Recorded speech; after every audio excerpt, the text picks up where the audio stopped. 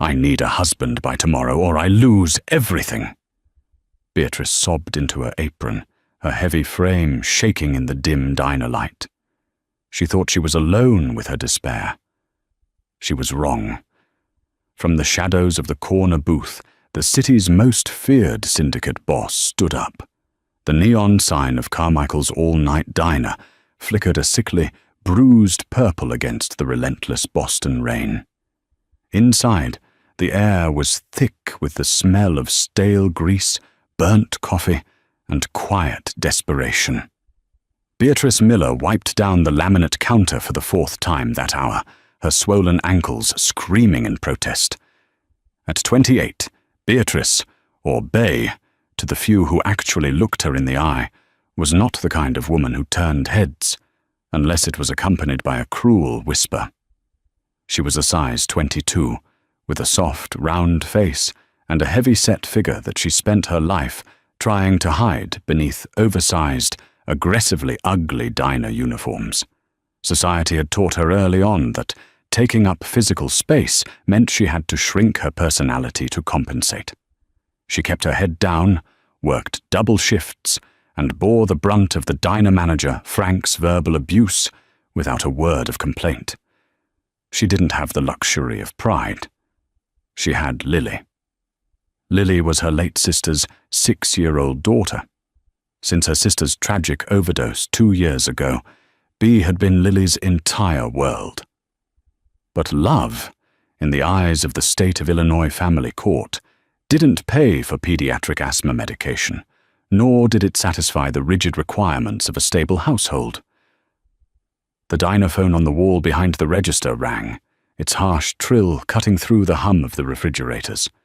Bea wiped her hands on her stained apron and picked it up. "Carmichael's. Bea speaking." "Bea, it's Gregory." The voice of Gregory Hirsch, her overworked, underpaid public defender, made her stomach drop to her worn-out sneakers. "Gregory, it's past midnight. What's wrong? The hearing isn't until next month." "There's been a massive complication," Gregory sighed, the exhaustion clear in his voice. Lily's biological father, Richard, filed an emergency petition for custody this afternoon. He just married that heiress, Cynthia Davenport. They suddenly look like the picture-perfect wealthy family. "Richard!" Bea gasped, clutching the plastic receiver so hard her knuckles turned white. "Richard broke my sister's jaw. He's a monster, Gregory. He doesn't want Lily. He just wants the monthly state stipend and to spite my family." "I know, Bea. I know," Gregory said gently. "But Judge Pendleton is presiding. He's notoriously old school and heavily biased toward wealthy, 2-parent households. He moved the hearing up to tomorrow morning at 9 a.m. Bea's breath hitched. The diner spun around her. "Tomorrow? But I don't make enough on paper. I live in a 1-bedroom apartment." "Richard's lawyer is going to tear you apart, Bea. They're going to paint you as an unfit, impoverished single guardian who works night shifts and leaves the child with neighbors. Unless there is a miraculous, fundamental change in your circumstances, a dual income, a stable partner to show the judge that Lily has a traditional family structure, Pendleton is going to hand her over to Richard. There has to be something we can do," she begged, tears spilling over her thick lashes, tracking through the flour dust on her cheeks. "I'm sorry, Bea. Unless you walk into that courtroom tomorrow with a ring on your finger and a husband with a sterling financial record, pack Lily's bags. I'll see you at the courthouse." The line went dead. Bea slowly replaced the receiver. The silence of the empty diner was deafening. The sheer, insurmountable cliff of her reality crushed her chest. She had 12 hours. 12 hours before the only light in her miserable life was ripped away and handed to a violent opportunist. Her legs gave out. She didn't gracefully faint. Her heavy body simply collapsed heavily into the vinyl booth nearest the register. She buried her face in her hands, her broad shoulders heaving with ugly, gasping sobs. She didn't care how she looked. She didn't care about the grease on her face or her unruly, frizzy brown hair escaping its net. "I can't," she wept aloud to the empty room, her voice a raw, broken rasp. "I can't lose her. God, please. I just need a miracle. I need a husband by tomorrow, just for a year, just to save her. I'd do anything. Anything." She cried until her chest burned, the agonizing wails of a woman who had fought so hard only to be beaten by a system designed to crush people exactly like her. "Anything?" a voice asked. The word was spoken softly, yet it cut through her sobs like a straight razor. Bea gasped, her head snapping up. She shoved her tangled hair out of her eyes, peering into the dim rear of the diner. Booth number 7. The one hidden behind the massive pillar, usually reserved for teenagers wanting privacy. A man was sitting there. He hadn't made a sound for the last 2 hours.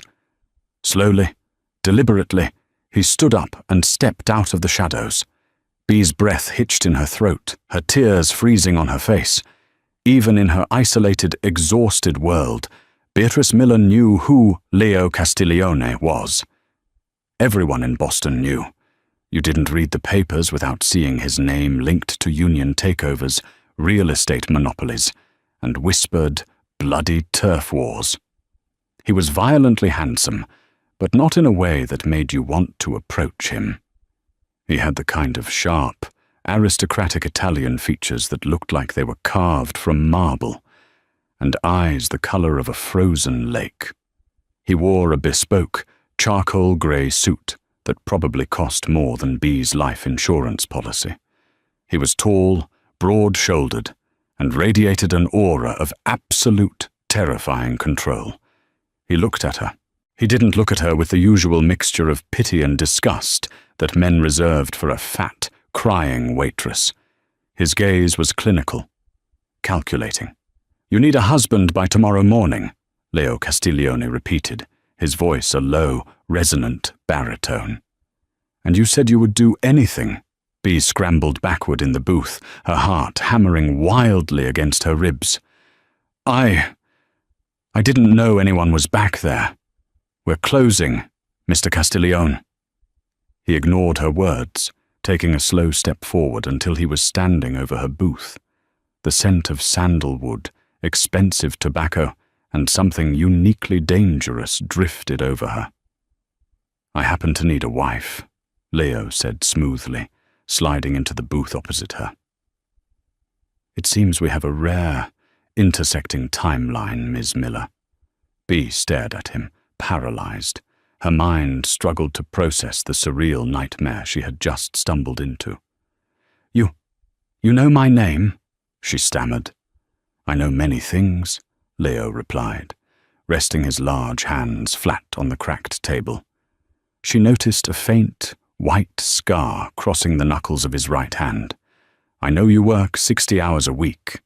I know you order the cheap insulin for your diabetic cat, so you can afford your niece's asthma inhalers. And I know Judge Arthur Pendleton is a corrupt, sanctimonious fool who responds only to wealth and power." "Are you having me followed?"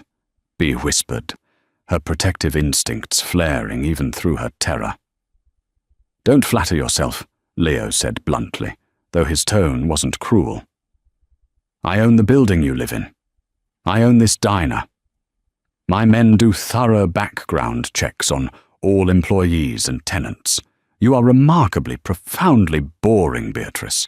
You have no criminal record, no secret debts, no hidden vices. You are invisible to the world." Bea flinched, the words stinging despite their truth. "If I'm so invisible, why are you talking to me?" Leo leaned back, his icy blue eyes locked onto hers. "Because invisibility is exactly what I require." He reached into his tailored jacket, and for a terrifying second, Bea thought he was going to pull out a gun. Instead, he withdrew a silver cigarette case, though he didn't open it, merely turning it over in his hands. My grandfather, Donato Castiglione, passed away last week, Leo began, his voice devoid of any familial warmth. He controlled the legitimate shipping and real estate arms of my family's syndicate. In his archaic, old-world mentality, he believed an unmarried man was a reckless man. His will contains an ironclad stipulation. I cannot legally inherit the shipping empire unless I am married. Bea blinked, the absurdity of the situation momentarily overriding her fear. You're a mafia boss. Can't you just threaten the lawyers? A ghost of a smirk touched Leo's lips. The lawyers are federal trustees. The FBI is currently breathing down my neck, waiting for me to default on the inheritance timeline so they can seize the assets under RICO laws. I have exactly 48 hours to present a legal, binding marriage certificate, or I lose billions. So marry one of those beautiful mobster daughters, Bea said, gesturing to her own heavy frame. Look at me, Mr. Castiglione. I'm a fat, exhausted waitress, covered in fry grease. Nobody's going to believe a man like you fell in love with a woman like me. Exactly, Leo said, leaning forward, the intensity in his eyes pinning her to her seat. If I marry a woman from my world, the feds will claim it's a sham to consolidate power. They will investigate her, her family, her assets. But you are a desperate civilian, a woman completely disconnected from my world. If I marry you, the feds will be utterly confused. They will look for a hidden angle and find nothing but a sad waitress trying to keep her niece. He tapped his finger on the table. You provide me with a clean, undisputed marriage certificate to satisfy the will. I provide you with the solution to your Judge Pendleton problem. Bea's breath caught. You would help me keep Lily? I will do more than help, Leo stated coldly. By 8 a.m. tomorrow, you will be Beatrice Castiglione. When you walk into that courtroom, you will not be a struggling waitress. You will be the wife of one of the wealthiest men in Illinois. My legal team, who make your public defender look like a toddler with a crayon, will obliterate Richard's petition before the judge even strikes his gavel. He paused, letting the weight of his offer settle over her. I will pay off all your debts. I will establish a multi-million-dollar trust fund for your niece. You and the child will move into my estate, where you will be guarded and provided for. In exchange, you will act the part of a devoted, quiet wife in public for exactly 2 years. After that, we divorce quietly, and you walk away a very wealthy, independent woman. Bea's mind raced. It was a deal with the devil. He was a criminal, a man who ordered hits and broke lives. But the memory of Richard's fist, the terrifying thought of Lily crying out for her in a strange house, eclipsed her morality. What about behind closed doors? Bea asked, her voice trembling. She wrapped her arms around her stomach, suddenly hyper-aware of her size, of the physical reality of a marriage. What do you expect? From me. Leo's eyes dropped to her defensive posture, reading her insecurities instantly. This is a business transaction, Beatrice. I am purchasing a legal status, not a bedmate. You will have your own wing of the house. I will not touch you. Frankly, I do not have the time nor the inclination for a real marriage. It should have been a relief, but the blunt dismissal stung her fragile ego just a fraction. Still, it was the assurance she needed. 2 years, she verified, her voice barely a whisper. 2 years. You get the child. I get my empire. Bea looked down at her hands, raw and red from washing dishes. She thought of Lily's sweet laugh. She thought of the absolute certainty in her lawyer's voice that she was going to lose her tomorrow. She looked up, meeting the icy gaze of the most dangerous man in Boston. Okay, Bea said, her voice finally steady. I'll do it." Leo didn't smile. He simply nodded, standing up and buttoning his suit jacket. "Good. Take off the apron." "What? Now?" "I said we need to be married by tomorrow morning," Leo said, checking a heavy gold watch on his wrist. "We have to wake up a state judge to sign the special waiver and issue the license. My men are waiting outside." As if on cue, the diner door chimed, and two massive men in dark suits stepped inside, locking the door behind them and pulling down the closed blinds.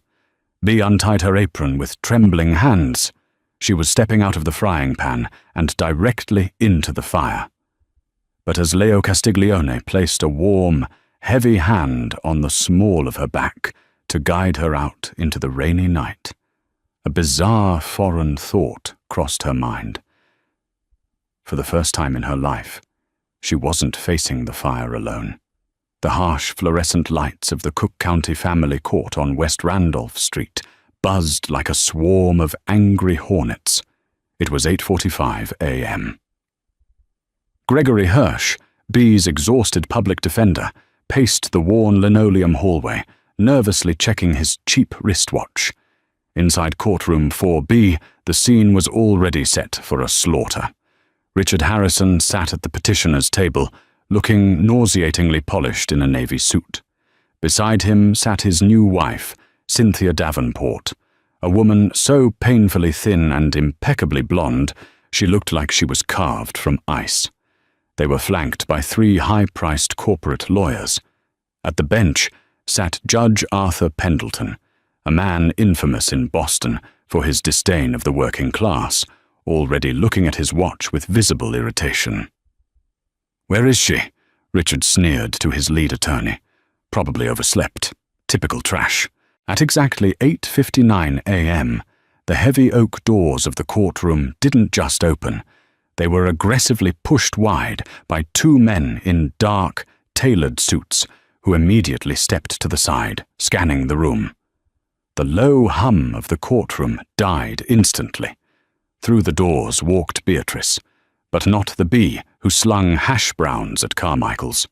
She was still a size 22, her broad hips and full stomach taking up their rightful space, but overnight she had been transformed. She wore a custom-draped, deep emerald silk wrap dress that accented her curves and brought out the rich brown of her eyes. Her normally frizzy hair was blown out into soft, shining waves. She looked terrified, but she looked like old money.